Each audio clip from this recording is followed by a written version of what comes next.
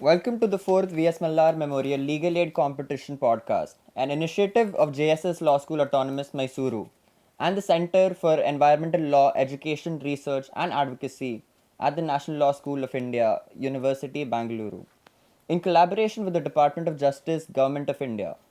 Under the theme Freedom from Violence, Legal Provisions for Safety and Security of Women. This podcast series seeks to translate legal knowledge into accessible community level awareness. Our audience today includes PRI members, ASHA workers, teachers, Anganwadi staff, and community leaders. These individuals are often the first to notice distress in a child or receive a disclosure of abuse. This episode examines a critical but frequently overlooked dimension of child protection under the POCSO Act. The gap between legal provisions and their lived implementation at the community level. Despite a robust statutory framework, many cases falter due to fear, social pressure, stigma, and lack of sustained support for children and their families. We will explore why community level actors are central to prevention and response, the real challenges families face in pursuing justice, and the practical shifts needed at the grassroots level, which are supported by the state, judiciary, and civil society. To ensure that POCSO truly works for every child across gender, caste, and social context. To help us unpack these complex issues with depth and clarity, we are honored to host Dr. Professor Asha Bajpai, a pioneering expert in child rights and access to justice. With over 4 decades of experience at the intersection of law, policy, research, and grassroots commitment, she has shaped India's legal landscape through her work at NLSIU, her leadership as former founding dean at TIS's School of Law, and her field action projects such as Project Chunoti and Project Access to Justice.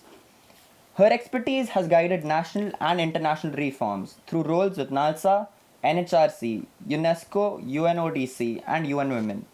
She holds an MPhil and a PhD in law and has also served as a Fulbright lecturer at the Washington College of Law, Washington, D.C.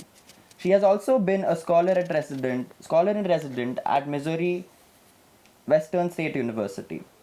In addition to her academic and policy work, she is a widely published author with notable work including Child Rights in India, Law, Policy and Practice, Oxford University Press, now in its third edition. From exploitation to empowerment and adoption law and justice to the child. Her scholarship, including child rights in India and from exploitation to empowerment, continues to inform practitioners, policymakers, and community workers nationwide. It is a privilege to have her with us today to discuss how we can strengthen child protection systems, support vulnerable survivors, and ensure that POCSO delivers justice, not just in law, but in practice. Dr. Bajpai, welcome. Thank you, Krish, and thank you, Omkar. And I would at the outset like to thank Symbiosis Law School for inviting me here for this very important awareness session. You may continue. Dr. Bajpai, to begin with, could you describe how law and policy actually affect children and teenage girls in rural India when they are subjected to sexual violence? We have the Protection of Children from Sexual Offences Act, known as POCSO, that you mentioned, which promises children that they will get justice, and it is an act which provides child friendly procedures, and it gives to give evidence so that their trauma is reduced. It is a gender neutral law for both boys and girls throughout the country, including rural areas, and there is a need for awareness of these laws in the rural area, so that all people are aware of this child friendly legislation that has come for children, and it sees to it that children are not traumatized in courts right from the time of the complaint is filed or the FIR is filed till the judgment is there, till the end. There are very child friendly procedures everywhere, and they have to take the interview of a child in a place in which the child is comfortable with, and then they have to be very the questions do not have to be very intimidating. then there has to be a lot of confidentiality. And also there is the fact that there is mandatory reporting under the law. Mandatory reporting means that in case someone comes to know that a child is being abused, or there is a possibility that the child may be abused, the person has to report. So, these are some of the features of the POCSO law that is there, so that children are very comfortable in giving evidence, in going to the court, and in the court also when they stand there and give their evidence. It is supposed to be a very child friendly court, not that usual court where the judge is at a higher pedestal and the child is down on a box. No, it is not like that, and the evidence is taken through CCTV cameras, so that the child does not face the abuser in any way, and the questions are asked through the judge and not directly by the opposite lawyer. Now, moving on to the next question. ASHA workers, teachers, Anganwadi staff and PRI members are often the first to notice behavioral changes in a child or receive a disclosure of abuse. From your experience, why is the role of community level actors so critical in prevention of and response to sexual violence against children under the POCSO framework? ASHA workers, Panchayat Raj representatives and Anganwadi workers are frontline workers. So, what happens is they know what is happening throughout in the community where they are from, and the community knows them, accepts them, is aware of them. So, what happens is in case there is a case of child abuse, they are the first ones to know, because they see the behavioral changes in a child. So, when they see this, they can come to something somewhere is wrong, something somewhere is wrong, and maybe they can try to find out if the child is close to them, or maybe they can ask the person who is close to the child to find out what is wrong with the child. And I feel the ASHA workers, Anganwadi workers and Panchayat Raj representatives can be those trusting adults in case they form a build a rapport with the child, and the child can maybe reveal to them if the child is scared of revealing to anybody. These abusers are mostly those people who are known to the child. So, the child is scared that nobody is going to believe them, and that is why they do not say. It is very difficult for the child to understand that this is abuse. I have come across a case in which one child who was abused by the own caretaker felt that that was not abuse, that was love. So, they can't understand what is happening to them. So, that is why Anganwadi workers, ASHA workers, PRI workers are very important bridges with the children, with the family, with the community, with the administration, who can help find out what is happening and help the child feel comfortable. But these people need to be trained. Yes, These people need to be trained. They should know what POCSO is about, what are the structures under POCSO, what is the feature of POCSO, and whom they can go to, child welfare committee, they can go to legal services authorities. So, they should know who these structures are, where are they, who are the NGOs. I remember I had done a training program for Anganwadi workers and ASHA workers some years back. And after the training program, the comments that I got from these feedback that I got from these participants who came there was that we are far more empowered now, because they understood what POCSO and other constitution and all laws are about. So, it is important that we train them, empower them with all this, and they could be a good asset to the rural community. Right, ma'am. Definitely, ma'am. So, ma'am, building on that, your work with survivors and families gives you deep insight into what happens after disclosure is made. In your assessment, what are the most critical gaps, legal, psychological, financial, or social, that prevent families from standing by their child and pursuing justice under POCSO? Many families have to stand by the child. They know the abuse has taken place, and many families do not stand by the child, not because the abuse has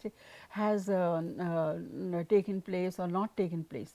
They do not stand because for them survival is more important. If their livelihood depends on that, or if their future work, food, everything, ration depends on that, then in that case they are scared to come out, and they are scared to come out because for them food, livelihood is more important than going to the court and getting justice for the child.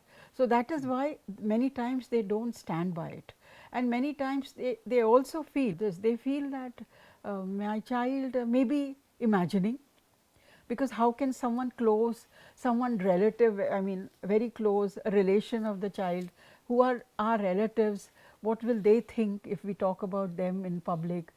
So, I have noticed in rural areas many times, even today, caste plays a very important role in rural areas, and if a person even goes, suppose they want to go to the court, to the police station first, that and file an FIR that my child is abused. Many times if the maybe the abuser is of a different higher caste, then or in a different higher position in the village, then in that case there is a delay in filing the FIR. The investigation is also delayed. So, all these factors, the poor child is under a lot of pressure. So, the child does not say anything at all. There are support persons under the law. The law says that child welfare committee will appoint a support person, which is mandatory under law, and if you do not appoint a support person, you have to give in writing with reasons why you do not want a support person. But in spite of all that, it is finally the child who has to talk against someone whom you love, who you had loved and you had respected, because I said majority of them are close to the child, they are the abusers, and that is why it is a difficult thing for the child to say in this. So, it many times I have noticed that in the they do not say a word against the person in front of them, and also though there are child friendly courts, the abuser is not facing the child is supposed to be in a different room. There are evidence taken through CCTV cameras, or through in some courts when there are no CCTV cameras there, but in those districts where those such centers are not there, or vulnerable witness courts, what happens is that the judges are trained to see that they convert their chambers into vulnerable witness deposition center. So, what they do is they call the lawyer, the prosecutor, the child and someone close to the child in their chambers, and in the chambers they take evidence and not direct questions. They are given in a sealed envelope beforehand to the presiding officer or the judge, and they ask the questions. Ma'am, following up on the same, Yeah. as you explained, there's a growing emphasis on trauma-informed justice Yeah. and directions of trauma-informed spaces in every district court. However, most district courts lack trauma-informed spaces. So, how can judges, prosecutors, defense attorneys be trained to create a POCSO courtroom that is genuinely trauma-informed from the opening statement to cross-examination? Yes, as I mentioned to you, there are vulnerable witness deposition centers. They started in 2022 after a Supreme Court judgment. So, the Supreme Court had said that all courts must have vulnerable witness deposition centers for vulnerable witnesses like children and mentally ill and women, so that against violence. So, but as I mentioned to you, in those courts where till today there are no such centers, the judges' chambers have been converted into trauma reducing centers, so that where evidence is taken in this manner, as I mentioned to you, by the judge in the chamber of the judge. And judicial academies have included the child psychology, child rights, how to take evidence of a court of a child, sorry, how to take evidence of a child. All these are taken by trained in the judicial academies today. Ma'am, taking up a new topic, a critical statistic emerges when we examine cases with hostile witnesses. In 2,143 cases with hostile witnesses, It resulted in an 86.4% acquittal rate. What's your take on what these figures reveal about systematic gaps in safeguarding child witnesses from pressure, intimidation, and trauma? As I earlier mentioned to you that for a child it is very difficult to give evidence in the court. Because of this mandatory reporting, what is happening is, in our country mandatory reporting has been given to everybody, all adults, even children can report on their own. But what is that in many other countries, mandatory reporting is only for certain trained people like doctors, nurses, teachers. They are trained first in mandatory reporting. But here, since everybody and anybody can do mandatory reporting, this we need to reconsider this mandatory reporting aspect. That we should we the objective of mandatory reporting, I agree, was very good. Yes, ma'am. That if you report, people never used to report, but if you report, then the person is caught and he doesn't go around or she doesn't go around abusing other children. That was the objective of mandatory reporting. But if it is made to everybody who is not aware of what is POCSO, then in that case it becomes very difficult, this mandatory. So, we need to reconsider the mandatory reporting. So, one is about mandatory reporting, Yes, you ma'am. need to look at relook at that aspect of mandatory reporting. And the second thing in POCSO that I would like to say is that we have this 16 to 18 years youngsters, ma'am. teenagers, who and the POCSO does not distinguish between exploitative and non-exploitative affairs or sexual intercourse between or sexual relations between the 16 to 18-year-old. It is not distinguishing. Today in courts there are 27%, at least almost studies have shown that 27% cases of these 16 to 18-year-old, they are in a relationship of their own free consent. But because they come 18-year is the age under which a child is considered as a vulnerable under POCSO Act. So, if the 16 to 18-year, they have a sexual relation which is now common today. So, that comes under POCSO. So, what is happening is that they are 16 to 18-year-old, many times what we have noticed is it is the girl's parents who complain when they are against a relationship, then they go and complain. The impact is the boy is charged with a criminal charge of, say, kidnapping or maybe rape or something, and the girl is sent to an institution if she does not want to go home. So, what is happening? The whole life is disturbed, he is has a criminal charge and she is in an institution. Everything, their right to education, the right to development, right to further, everything is gone. So, this is another aspect in POCSO which we need to look at. And you asked about less of low conviction rate. Yes, ma'am. This is another reason for low conviction rate, because when the girl, she is no, it is a consensual affair. When she goes before the court, she does not talk against the boy, and again you have no conviction. Yes, ma'am. So, this 16 to 18 years we need to relook at. In Human Rights Commission, Law Commission, judges in various courts have also said this, but till now they feel that we should not reduce the age, but maybe we give discretion to the judge. But then what happens? The number of cases increase. Yes, ma'am. So, you have more burdens on the court, on the forensic labs, on the criminal justice system, which is actually not very suitable for children. Our criminal justice system is a very harsh system. Ma'am, following up on the same topic, Yeah, over the past decade, POCSO has evolved significantly yeah, from fast-track special courts to the recent NCPCR guidelines on support persons and witness protection, yet implementation remains uneven. From your perspective, what is the most critical shift in thinking or practice that a teacher, ASHA worker or PRI member can adopt immediately to strengthen POCSO implementation at the grassroots?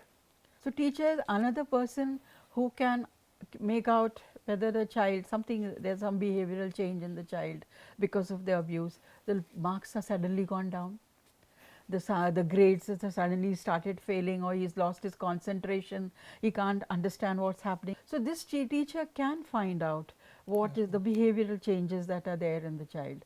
So, and there are guidelines for teachers, that teachers must be trained to understand how to help a child who is being abused, what to do and where to go.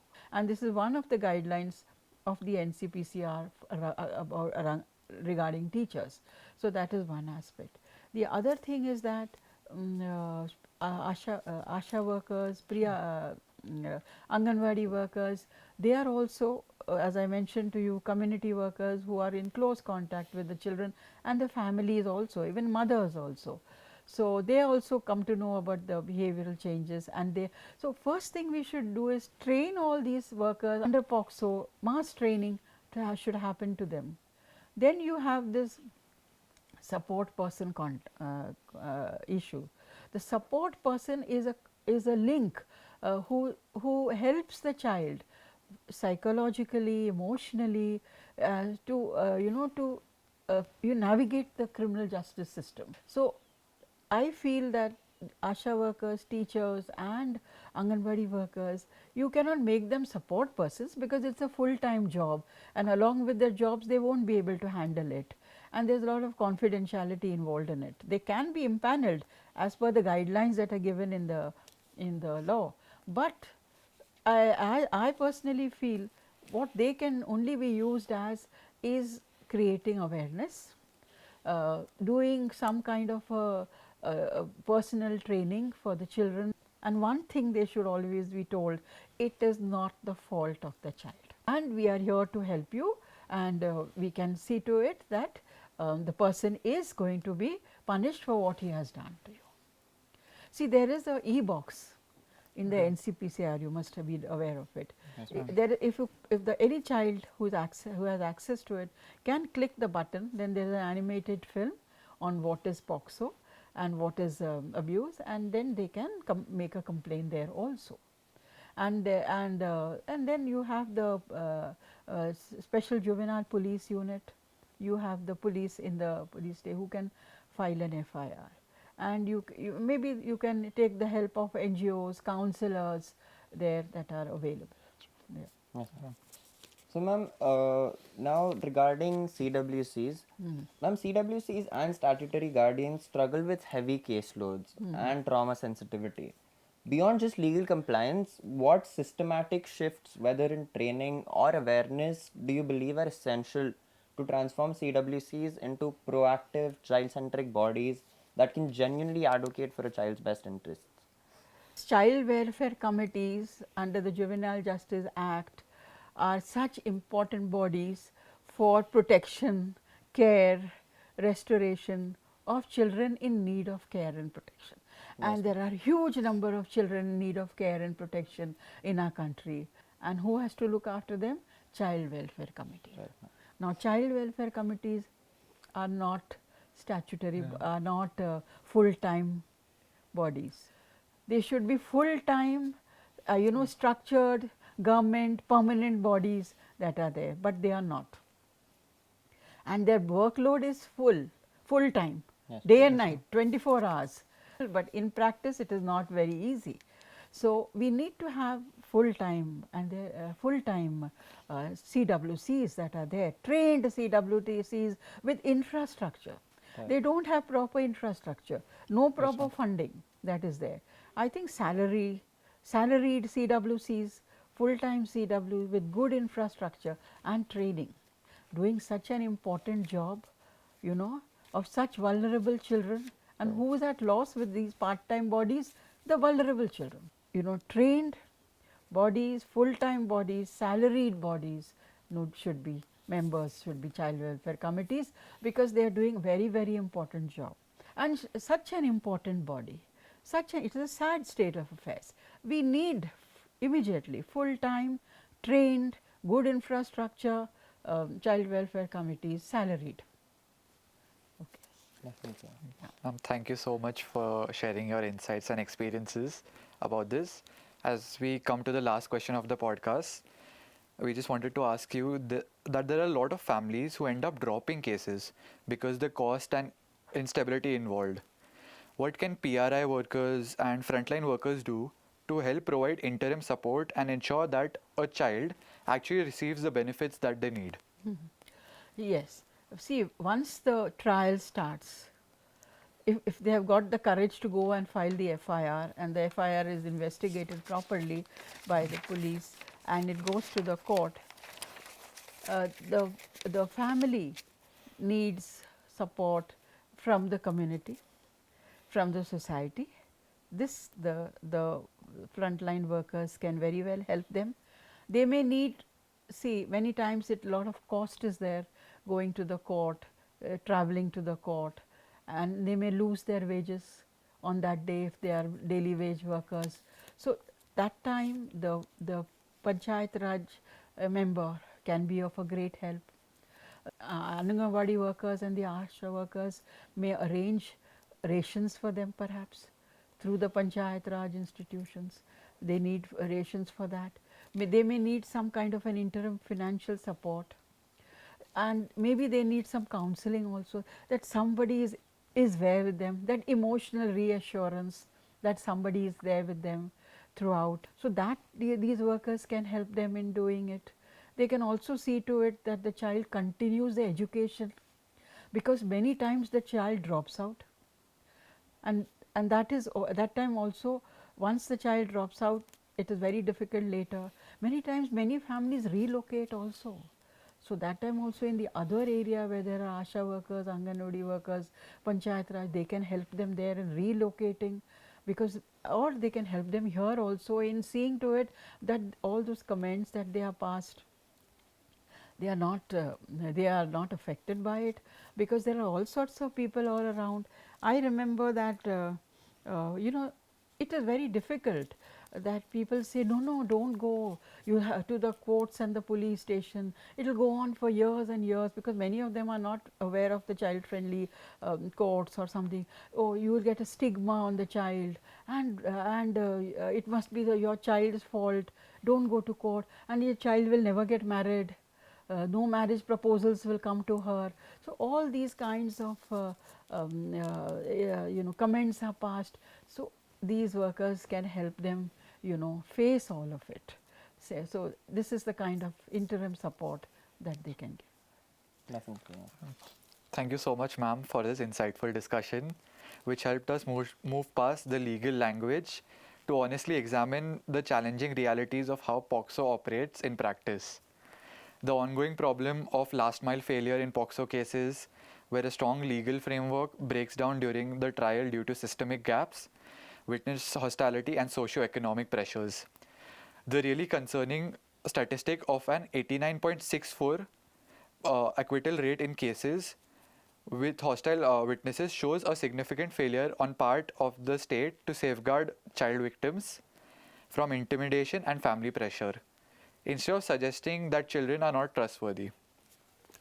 The path forward requires trauma informed justice, better implementation of witness protection, and truly child friendly court environments. What happens outside the courtroom is just as important.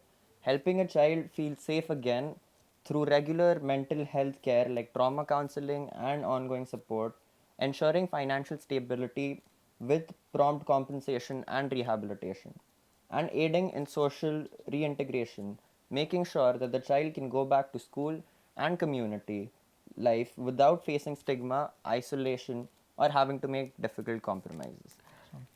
Can I just add one last word? Definitely. Definitely, ma'am. All these workers and all of us must remember one thing: always consider the best interest of the child in all situations. It's not our best interest, not the best interest of the society, the community, the family, the parents, the school, the teacher. It's the best interest of the child always. And if all of us, all the workers, all of ASHA workers, Anganwadi workers, teachers, and Panchayat Raj institution members, if they consider that the best interest of the child has to be kept foremost, then we can see to it that the child is safe and the child is taken care of. Okay, thank you so much, Thank you so ma'am. much, ma'am.